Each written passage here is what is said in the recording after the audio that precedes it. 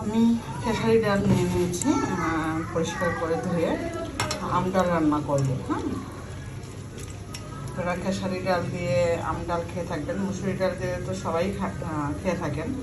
এটা দিয়ে একবার ট্রাই করে দেখবেন যে কতটা মজা হয় আম ডালটা। আমাদের এদিকে এটাকে খেসারি ডাল বলে, আপনাদের দিকে কে কী বলেন আমাকে একটু জানাবেন। এই যে এখন ডালটা মুছো এরা মুছো কেমন, ডালটা ফুটে গেছে, এখন আমটা দিয়ে নিচ্ছি।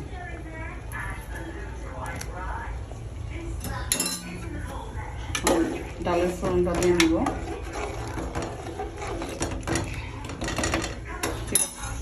ডালে একটু ধনিয়ার গুঁড়ো আর হলুদের গুঁড়া দিয়ে দিয়েছি।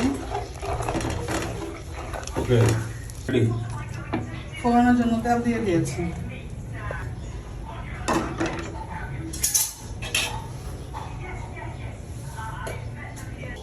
দেখো, সরিষা ফোড়ন দিয়ে দিয়েছি।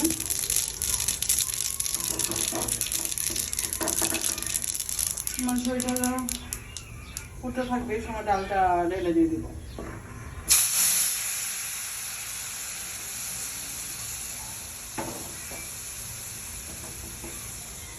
এই ডালটা হচ্ছে এখন আমটা সিদ্ধ হলে ডালটা নামিয়ে নেব। অলমোস্ট ডালটা কমপ্লিট।